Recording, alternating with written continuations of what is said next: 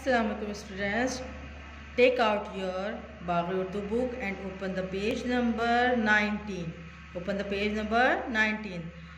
तस्वीर को देखकर हुरूफ के दुरुस्त नुकात लगाइए।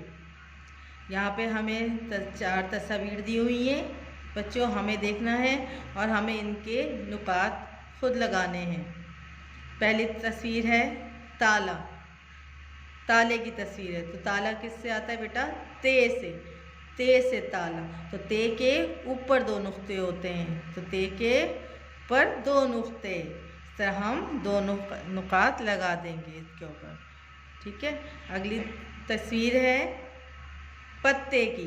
पत्ता, पत्ता किससे आता है? पे से। पे के नीचे 3 नुक्ते, पे के नीचे 3 नुक्ते। अगली पिक्चर है बिल्ली। बिल्ली किससे आता है बच्चों? बे से बिल्ली। बे के नीचे 1 नुक्ता, हमने पढ़ा था ना, बे के नीचे 1 नुक्ता, तो यहाँ हम पे 1 नुक्ता लगाएंगे। और ये पिक्चर तो सबको पता है, ये किसकी है? समर की। ये किसकी पिक्चर है?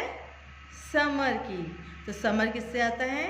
से के ऊपर 3 नुक्ते, से के ऊपर 3 नुक्ते। We have done our work. इसी तरह बच्चों आपने अपना वर्क डन करना है, सही नुकात लगाने हैं पिक्चर को देख के। ओके स्टूडेंट्स, अल्लाह हाफिज़।